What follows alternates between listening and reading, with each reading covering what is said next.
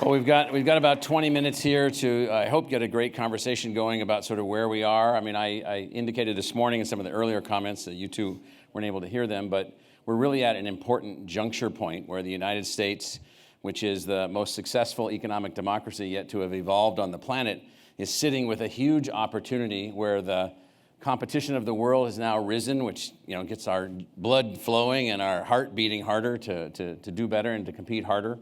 We're at an educational moment where now we realize that with 330 million people, we've got this opportunity through the diversity of our population to really become something that no one else has ever become before, which is this highly educated, highly adaptive, highly creative population that's come in from everywhere around the world and now can do things that are just off the charts.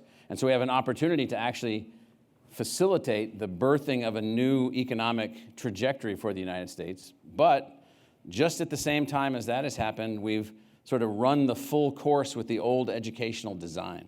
It was good for what it was for. It achieved all kinds of things in the past. It's just inadequate for the future. So why don't we start with you, Madam Secretary, with this notion, and I've heard you in a few opportunities you and I have had to talk and speeches that you've given. You have this thing, which is like a mantra to me, which is that a person's educational outcome and their opportunity shouldn't be determined based on their zip code. So how do we find a way to take every person, young person, emerging adult, aging adult, and find a way to educate? How do we do this? How do we make school and educational outcomes different? Well, Michael, thanks for the opportunity to be here, and thank you all for this opportunity as well. You've expressed it well. We are poised to be able to do something very important and yet very different than how we've been doing it. I just want to reference the most recent Nation's Report Card NAEP scores, where 2 out of 3 8th graders aren't doing reading or math at the levels that they should be. It's a wake-up call for all of us. Yeah, the system designs run its course. We've continued to just sort of muddle along the last couple of decades. The reality is that we do need to interject a lot more innovation into our K-12 years. And the administration and Senator Cruz and one of his counterparts in the House have collectively introduced a bill that I think will give rocket fuel to some of what's going on in states today. It's called the Education Freedom Scholarships Initiative. It will ultimately empower families and students to find that right fit for their K-12 student. And also importantly, it will give teachers who are, I think many of whom are entrepreneurial by nature and innovative by nature, the opportunity to do things differently and to break out of that system that we've been stuck in for decades. So you see new kinds of educational opportunities emerging, maybe even new schools forming. We're at ASU, we're funded by the Kern Foundation to build a new kind of community school, which would have highly compensated master teachers, then community teachers coming in, whole new ways of doing things. This is the kind of thing. Absolutely. And I think there's no limit to the different types of approaches to doing K-12 education that we could introduce or that could be introduced, but it needs to be facilitated. And this is, I think, a really important mechanism to help introduce that. Yeah.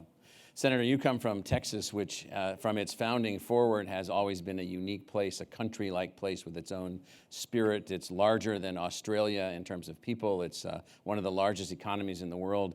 It's a generally conservative place politically, yet at the same time deeply connected to education and committed to educational success across its population, investing massive investments. And so what's your general assessment of the nature of what do we need to do next?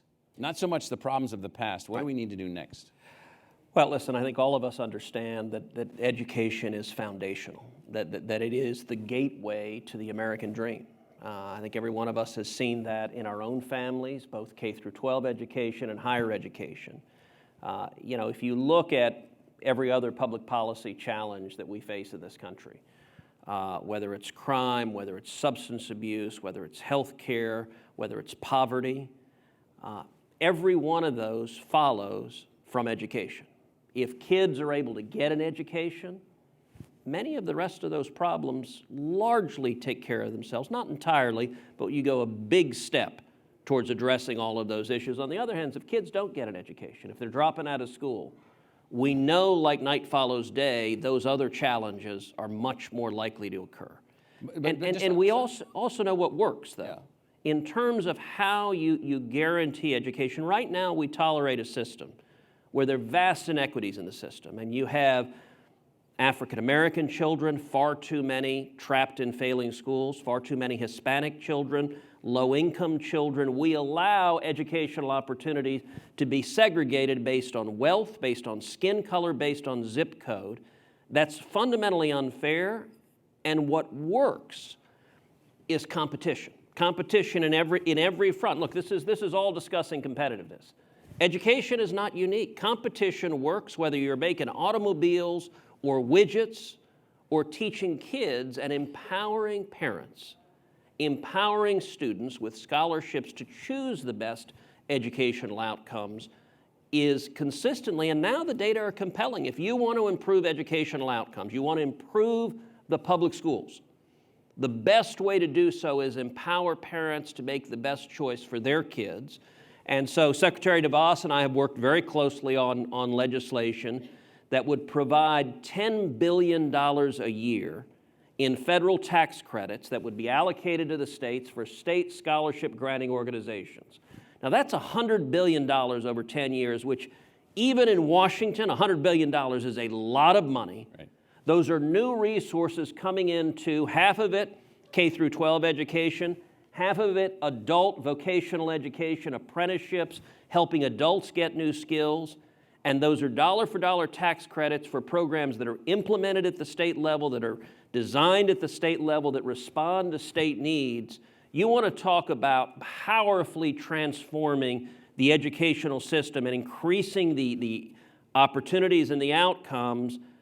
This legislation, if we can get it passed, would be the most far-reaching, the most significant legislation since the GI Bill. So let's talk about that. So out in Arizona, we have freedom of movement, and so in our institution with more than 100,000 students that now for the first time represent the entire socioeconomic diversity of the country, we also run charter schools with thousands of students. We have 100% high school graduation rate, 100% post-secondary going rate through innovation. Innovation is the driver. Innovation is everything. Cultural innovation among the faculty, technological innovation with the faculty, all these things that we're talking about. So we launch these things, $100 billion over 10 years, and then the system that is in place, the existing design, feels threatened by that and then responds both practically and politically to that. And I don't want to get down into the weeds here, but how do we get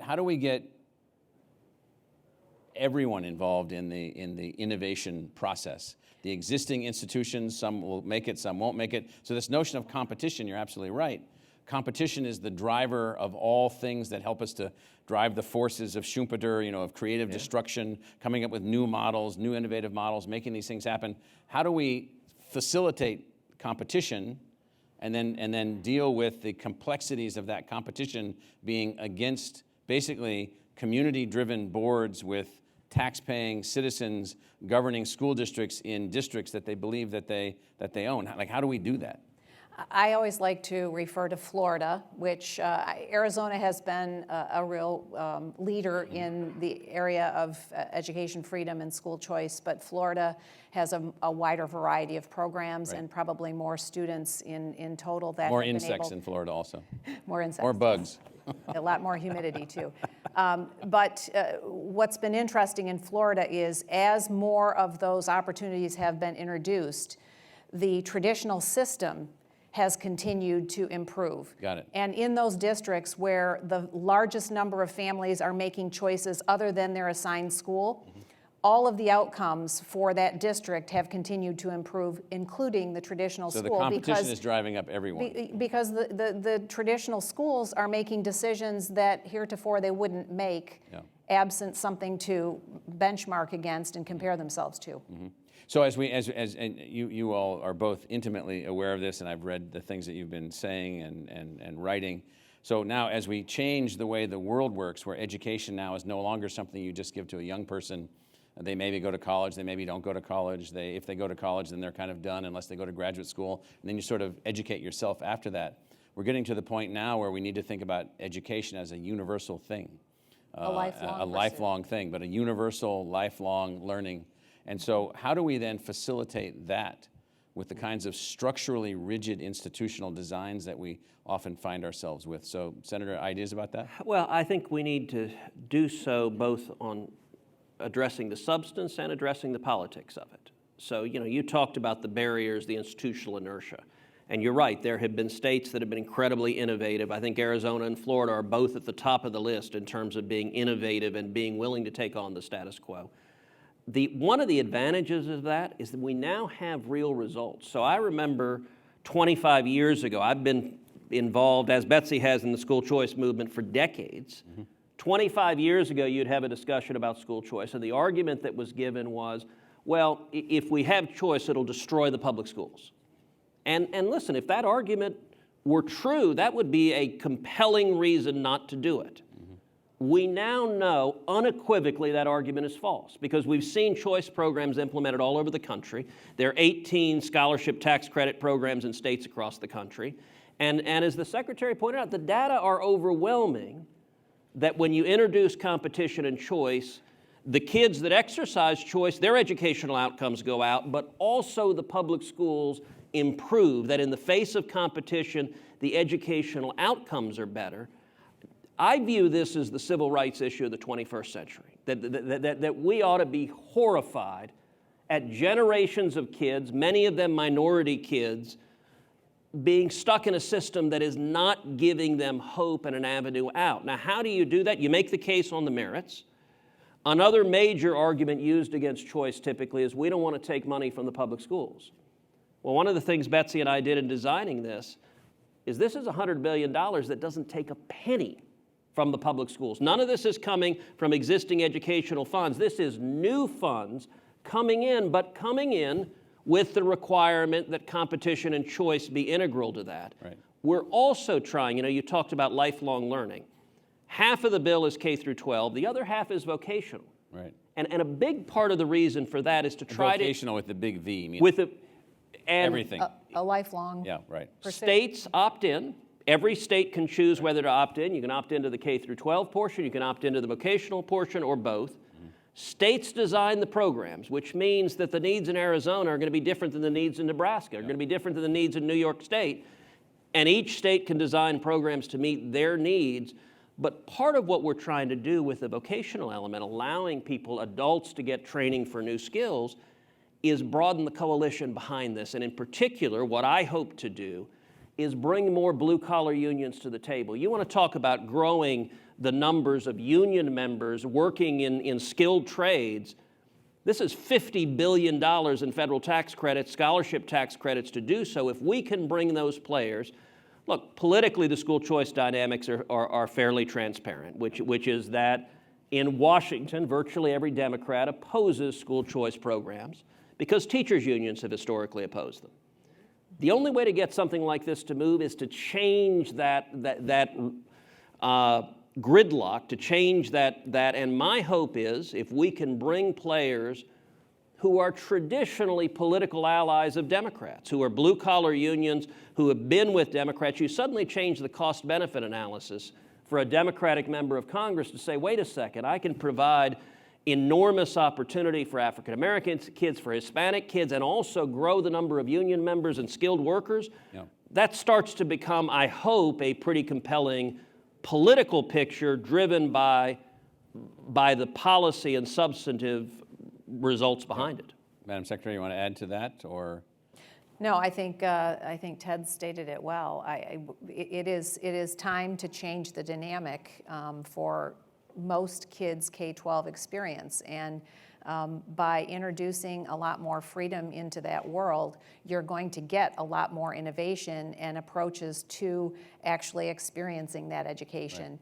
And I mean, you've been such a leader at ASU, and I'm thrilled to hear about your reaching into the K-12 years. Right. But ASU doesn't have the only model for that. Right. There are many models, and you want many different approaches. I just think about my experience going back to junior high and high school, and the fact that today for most kids that basic experience hasn't changed significantly. Right. how irrelevant so much of it was then, and how irrelevant it is for many students today. How do we, changing that equation for hundreds of thousands, millions of students is very meaningful and important for the future of our country. So one of the things, and Senator, you were mentioning this, this correlation between educational attainment and ultimately social mobility, educational attainment and life health outcomes, educational attainment and whether or not you're going to be incarcerated, the probability, live below the poverty line. They're all almost one-to-one correlations. It's a very strong set of correlations. Yet in the United States, we allow at a state level, state by state by state, people to self-select and drop out of high school at age 16. So I was telling the Secretary that we built this digital preparatory academy that gives high school diplomas as well as college credit, has got fantastic robots that we've put together to help people to learn across any kind of barrier possible, but we're fighting a cultural thing.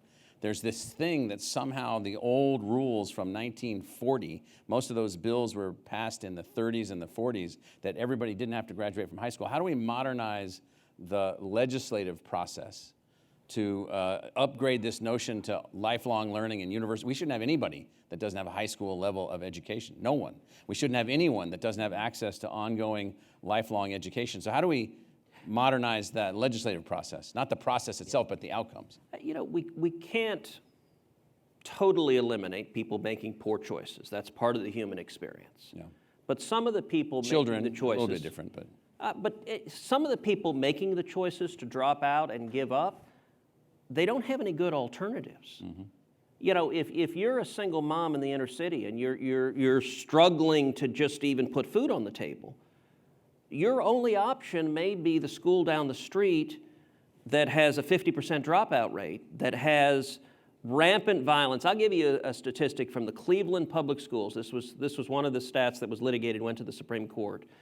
Is in the Cleveland Public Schools, a 9th grader entering high school, he or she was statistically more likely to be a victim of violent crime at school than he or she was likely to graduate on time in 4 years. That is a stunning, a heartbreaking indictment. And I think the key to change is giving those kids another alternative so that a lot of kids in tough environments, the beauty of choice, and I think the choice, I'm supportive of choice in every manifestation, whether it's charter schools or private schools or scholarships or tax credits. And part traditional of public schools. Absolutely, and competition between public schools. And part of what this legislation is designed to do, one of the things that Secretary DeVos and I worked very closely on, is we wanted to respect federalism. So we didn't want a one-size-fits-all solution from Washington. We wanted instead each state can choose to opt in or not, and each state designs a scholarship tax program for their own state to meet their needs.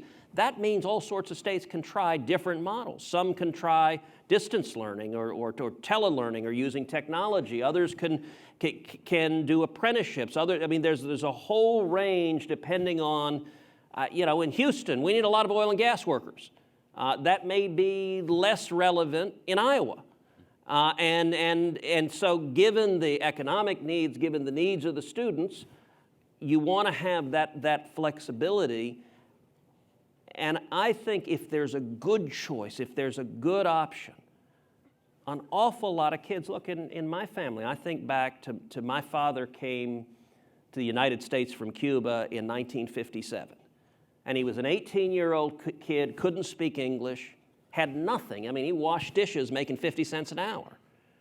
But he was admitted to the University of Texas, and he was able to study and learn English. And he ended up going on to eventually get a job as a cook, but then as a teaching assistant at UT, and then as a computer programmer at IBM, and then as a small business owner, and today he's a pastor.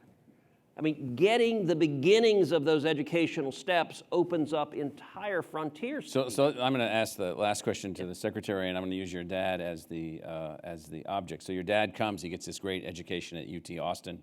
He's able to move forward with his life. And so what's happened now in higher education, just turning to that for a second, is that so many universities have, in a sense, they're not scaling to the scale of the complexity of the country. And so we have thousands of institutions, and people say we must have enough. I'm like, no. And many kids that are going to college are not graduating. And so I know I met with Assistant Secretary Bob King this morning for breakfast at 7 o'clock, and I'm a friend of his, and I've known him for a long time. What do you want to see happen at the university level and the college level? I mean, just at the top line. Well, I think at the higher ed level, there's every opportunity for institutions to look at how they're going to change how they're delivering their tried and true model today, which is becoming less and less relevant. We know that fewer than 30% of higher ed students today are what we would consider traditional higher ed students. So the challenge is to connect with the employers in your region and employers to connect with the educators. And I've said, don't call a legislator, get together with one another and talk about how you're going to address the opportunities and how you're going to adjust what you have traditionally provided and think differently about that. I know that there's a small liberal arts school in the heart of Iowa that had a board member whose son said after 2 years, Mom, I can't stand this. I want to do something. I want to be a welder. And this particular school threw its traditions out the window, so to speak, and has now introduced a number of 2-year programs. But in order to be relevant for the future, all higher ed institutions But that kid may come back later in their mid-30s or something. Exactly. So that's what we need, right? So we're out of time. I want to thank the Secretary and the Senator for their energy that they put on the table, and I think that this bill is something everybody needs to take a close look at. So Thank you all.